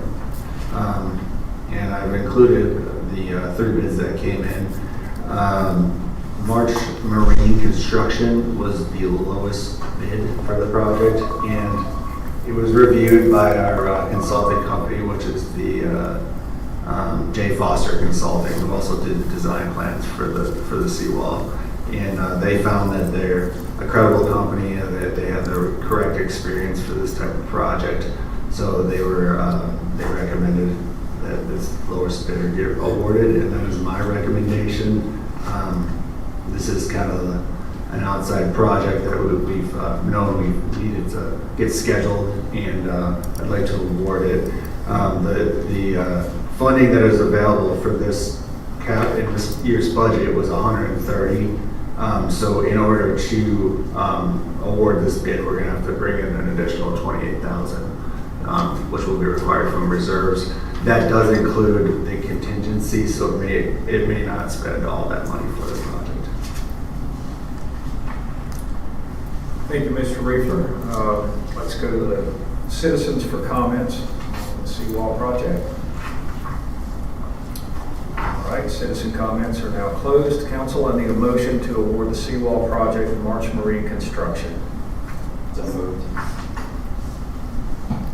Second. Motion made by Roberts and seconded by Shaw Elliott. Ms. Short. Jody, that was. Oh, it's Jody. I'm sorry. The speaker over my head. I couldn't tell. All right. Mr. Roberts, you're up. Yeah, I think the fact that our city manager supports this, and I would like to thank you, Kyle, for going out a second time, because it substantially saved the city a significant amount of money, which is always good. Have you had any experience or heard any other towns on our barrier island here that may have used March Marine? Not in the immediate like county, smaller cities, but we did have some other projects that were very similar to this size seawall and the reconstruction. Okay. Which I can share with you. Good. Yeah, so I think it's a good number based on the other comparative bids, and we should move forward. Any other comments? I have one. It seems as though their bid is significantly less than the others, other than one that was another 30,000 more. So is that something of concern? No, I thought that they were close enough. Usually we see, some variation in the pricing. I think with the when you look at that first bid that went out, they were all significantly higher. I don't know if seawall companies have a lot of work, just how much business they have out there. If they bid a little higher to make it worthwhile to get awarded that project. Right. Thank you. Any other comments? Clarification. So the first bid and the second bid were identical, just different prices came back? Yes. Well, there was one slight change. We did open it up to, instead of just only demand star submission, we did open it up to bring your package in to the building in hopes that maybe some of the contractors that didn't have, memberships to demand star or enrolled in it, they would just choose that option. And is March Marine demand star? They actually, all these did submit to demand star. Anyone else? All right. So this is to award the South Park Seawall project to March Marine Construction. We could do an all in favor, but I'm gonna, because it's a large value, I'm gonna do a roll call vote. Councilmember Bangert? Yes. Councilmember Roberts? Aye. Councilmember Elliott? Yes. Councilmember Harper? Yes. Councilmember Shirley? Aye. And Mayor Gaddis? Aye. So the South Park seawall replacement is awarded to March Marine Construction unanimously. Thank you. All right, now we are on to item number 17. This is for consideration of approval of a memorandum of understanding with Pinellas County for a vulnerability assessment. City Manager Riefler. Thank you, Mayor. So this has been in discussion for about 6 months now, and Pinellas County has already done a vulnerability study, and part of the Resilient Florida program is to be considered for future funding. You need to go through this process of doing a vulnerability study that has different criteria. You know, you have to measure against, which is a lot, and has to do with the sea level rise. And the county has reached out to the smaller municipalities because they are doing another vulnerability study follow-up, and they extended the same contractor, which is HDR Incorporated, who they've had a good experience with, but they will continue working under their contract to do our vulnerability study by the same scope of work that they're doing theirs. And I feel confident in this just because they've had one go around at it already. They're kind of fine tuning what they're going to find in the county, and they have a good relationship with the contractors. So we should be able to collect our data for our beach and be able to have what we need for future funding for the Resilient Florida program. I've included the MOU, which is not a legally binding contract, and then their amendment to their original agreement for the second vulnerability study, and the scope of services that's going to entail. Thank you, Mr. Riefler. Let's go to the citizens for comments. No comments, so citizen comments are now closed. Council, I need a motion to approve the memorandum of understanding with Pinellas County. Motion. Motion was made by Frank Baker and seconded by Mr. Harper. Mr. Baker, you have the floor. I believe it's something well needed. I'm glad you're looking into certain aspects, as Mr. Riefler explained, and I believe it should be passed. Thank you, Mr. Baker. Other comments? Is there a cost associated with this? No, the funding is provided through the Resilient Florida program. They've already been approved. Thank you. Anyone else? No? All right. This is to approve the memorandum of understanding with Pinellas County, since this is a non-binding contract. All in favor? Aye. Aye. Any opposed? All right, the memorandum of understanding is approved. All right, now we are on to unfinished business. Do we have any unfinished business? Yes, sir. I just want to bring up on my report, I did have a topic of Christmas decorations. I just want to mention that through insurance claims, we're getting some money back for our Christmas tree that was destroyed from the flooding. So we do plan on having a tree ordered and put up as usual for our Christmas tree lighting, which will be prior to the first meeting in this December meeting. But I also would like to mention we did budget pole decorations this year. We had $30,000 in the budget. I did check in with Duke just because they needed, per the plan, to light up all of Gulf Boulevard. It required another 17 receptacles put in on poles. They are not going to be able to complete that work for this season, but I do have 19 of the previous poles that have receptacles on them that I do have working outlets to do pole decorations. If there is still time, I've talked to the decorating companies to get an order in if the council would like to consider doing some pole lighting decorations this year for Christmas. I do have examples that, some of it, I felt like from some of the residents who spoke out in interest of having pole decorations, wanted more of the classic holiday deco. So I do have some examples that I can send out to council if we are interested. It would be under the $25,000 limit where we'd have to go out to bid, but I would get quotes. But based on the council's recommendations for those lights, I would take on ordering them and getting them installed for this holiday season. Just wanted to have that. Council? I think it's a good idea. I see it going both ways. I see some residents finding it to be in poor taste to put up Christmas decorations or holiday decorations, and others saying it's a cheerful time and we should be lifting everybody's spirits. So it could go in both directions. I'm more for the optimistic side than the pessimistic side. Other comments? I agree with him. I mean, it's slippery slope. I think we need all the cheer we can use right now. And I would say, let's put up some lights. Because regardless, there's a reason why we celebrate. And I would like to just move forward.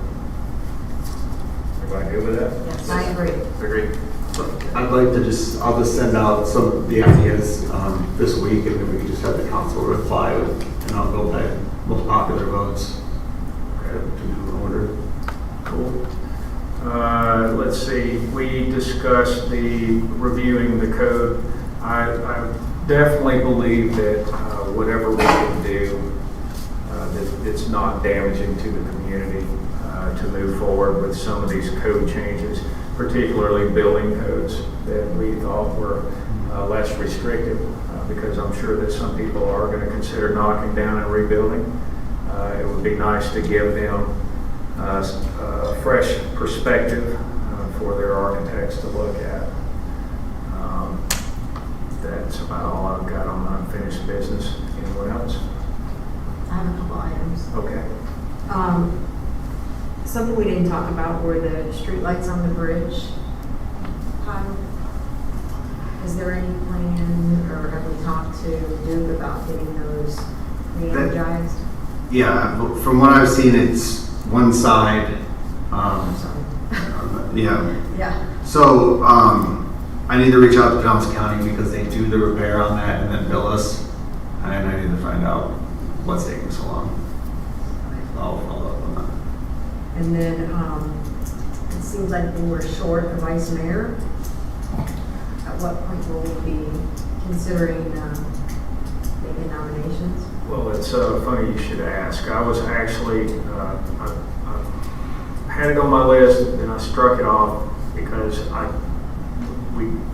wasn't prepared to actually do that tonight. However, what I was going to say is I'd like to ask the council to, in the next couple of weeks, reach out to Renee and nominate who you would like to be vice mayor.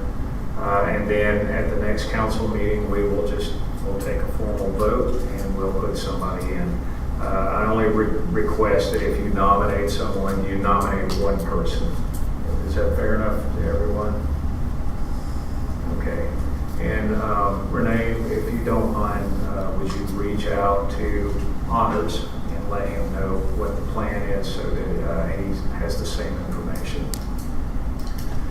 Let's see. I think that was it. Any other unfinished business that anyone would like to bring up? No? All right, so now we're going to move on to city council comments. I'm going to begin with Councilmember Shirley. Thank you. So I just want to thank everyone for considering appointing me as a council member. It's an honor. I hope that I can help assist and guide people through this process. I've been talking to Kyle quite a bit about permitting and giving some ideas and my input. I'm kind of on that receiving end of getting permits often and know how frustrating it can be because the information you get is never good. And I feel like when I go to a municipality, typically their goal is to send me out to Dean, and I'm trying to work on it. That's the way I feel about municipalities. And I hope that our citizens don't feel that way with Kyle. I know he's doing his best. And then I also just wanted to, one last thing is that on my way in from work today, our trash company, Waste Pro, was picking up trash on the street and not picking up everything. So I happened to be on the phone with Kyle at the time. He suggests they should be picking up. I immediately called Waste Pro, sent an email, received back an email from Ryan, who is our sales rep for Bel Air Beach, and he agreed he would be on site tomorrow, and that they should be picking up anything that's at your front door. You know, if you have cans, bags, yard debris, now that we've had most of the city picked up our last run of debris from the storm, Waste Pro should be picking up at your house, and if they're not, you should reach out to the city or to Waste Pro themselves. Thank you very much for doing that. Next up is Councilmember Shaw Elliott. I just wanted to commend our city manager once again for extraordinary service during very extraordinary times. I've heard nothing but very positive things and have experienced very positive work from him, wonderful attitude, calm and truly calm in a storm, and he's a great asset, so thank you. Next up is Councilmember Roberts. Thank you, Mr. Mayor. First, I'd like to thank the 3 new members of the council. I think they're bringing a lot of talent and strength to the council, and having 7 people up here that are all pulling for the city only makes us better. In addition to that, I think what happened with the 2 storms was obviously, goes without saying, just a terrible couple of events.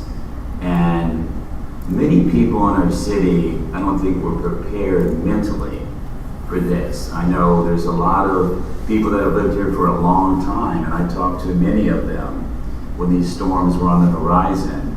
And what you always heard was, oh, it's never happened. I've been here for 45 years. We've never seen anything really bad. And then it happened. So the one silver lining that I have seen, and I did see throughout this process, was the interaction of the citizens in our city. I mean, it's sad to say that I think on some of our streets, you know, we may actually know fairly well 2 or 3 people on the street that we really talk to very often because we're all so busy in our life. Going through this event that we went through, everybody that I saw was reaching out to help other people. And as a result of that, I think we all know each other better. It just happened. And it's a pretty cool thing, and I think we'll be a much tighter city as a result of that. And I want to thank everybody in this city that has reached out to their neighbors. And even multiple streets over, just driving by, you would see something. I mean, I even stopped one day and talked to Frank. So that's just amazing that could even happen. We spent about an hour talking. So I think the city has gotten stronger. I know one of our citizens mentioned that earlier. So it was a terrible event, but I think we're better in some ways for it. Thank you. Thank you, Mr. Roberts. Up next, Councilmember Baker. Well, in the words of Ronald Reagan, he once said, the worst 9 words you'll ever hear when you open your front door is, hi,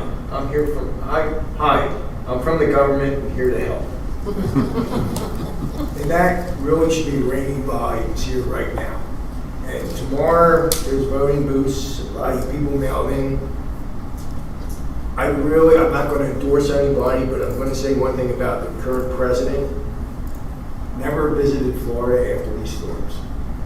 It says a lot. And his appointment at Deanna Griswold as FEMA director is a disgrace. She's a long-term bureaucrat. And if you think anything's going to change if Ms. Harris gets in for this state, God bless you, because I don't see it changing. So tomorrow morning, I hope you get out and vote. Vote your conscience.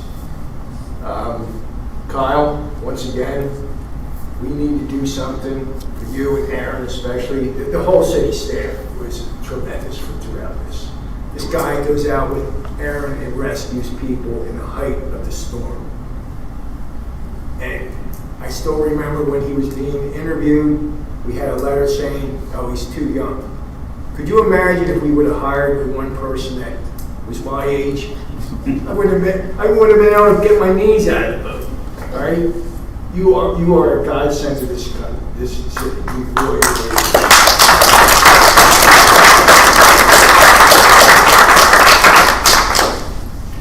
Thank you, Mr. Baker. Up next is Councilmember Harper. Good evening, everyone. Thank you for the opportunity to serve on the council, and I'm here to help and I'm here to volunteer. So, a couple of things that really come to mind here as we've kind of gone through this extraordinary time. One is, I think the praise for Kyle has been very well deserved. He has not only been on top of it, been responsive, but I think we highlighted several things tonight, which was just the bureaucratic maze that we deal with between state, federal, local, and all the different things that go on. And the idea that whenever I look at a list for Pinellas County and I look at city readiness for grants and I look at all the different data points that are there, Bel Air Beach is always there. Bel Air Beach is always ready to accept and receive and process grants and money and aid when it needs to. When I see so many other communities that have not even thought about it or prepared for it. And the fact that we get support and help so often and so regularly is because Kyle has done such a good job of running the machine that we call the city of Bel Air Beach. So I applaud you for that. I look forward to being here to help. My wife has found quite a bit of support in the community on Nextdoor. But just the idea of helping, do you have water, do you have a chainsaw, do you have whatever? So I would by all means use your social media skills and use your social media capabilities, because there's a lot of people in the community that want to help, just don't know where to help. So if you need something, ask, whether it's in the city or whether it's on one of the social media platforms. Thank you, Councilmember Harper. And I would like to echo the help and service that Councilmember Shirley, Harper, and Welling, that they're volunteering at this time. It's probably the hardest time ever to be on the council is right now. And I'm truly grateful that you decided to come and work with us, and I look forward to the next 2 years. And that being said, as we conclude tonight's meeting, I want to take a moment to speak from the heart about the journey we still have ahead. We know that recovering from these hurricanes is not just about rebuilding structures, but also about restoring the lives and livelihoods that make Bel Air Beach the community we cherish. It was amazing to see how many people came to the aid of our community, groups of volunteers helping to remove large items from homes, neighbors opening up their homes, providing safety and shelter to their neighbors, donations of food, water, and cleaning supplies and pet food, and making deliveries to homes where some were unable to get to City Hall are just a few of the examples of kindness I witnessed here in Bel Air Beach. For several weeks, two incredibly generous people, Rudy and Marcia Davis, made countless trips to the stores all over the county, purchasing emergency supplies, coming to the aid of the community that they love. In fact, if you came down to City Hall and picked up any cleaning supplies, it was Rudy and Marcia Davis who provided them. They paid for it all. From the city of Bel Air Beach, thank you to Rudy and Marcia and everyone else who helped to make this difficult time a little less difficult. If you see either Rudy or Marcia or anyone else who helped out, please shake their hand, give them a hug, and tell them thank you. Now I ask each of you to remember the kindness and generosity we've seen in these past weeks. Let's hold on to that spirit as we continue to navigate this process together. There will be challenges, and at times it may feel slow or frustrating, but through patience, understanding, and a shared commitment to supporting one another, we can make the journey easier for everyone. Please be kind to your neighbors, patient with the city staff and leadership, and compassionate towards those who may be going through struggles we cannot see. We're in this together, and together we'll make Bel Air Beach whole again. Thank you for your strength, your resilience, and most of all, for caring so deeply about this community. Let's keep looking out for each other as we move forward, one step at a time. Thank you, and may God bless Bel Air Beach. Would anyone like to make a motion to adjourn? Motion. Motion is made by I'd Frank like Baker. to add one thing, and I want to thank you, Mr. Mayor, for your leadership throughout all of this, as well as Mrs. Gaddis, in terms of all of the volunteerism and just hearts were out, and you were present, you were there, and it is most appreciated. Thank you. All right, and the motion is made by Frank Baker. Do I have a second? Second. All right, all in favor? Aye. Any opposed? All right, good night, everyone, and thank you for being here tonight.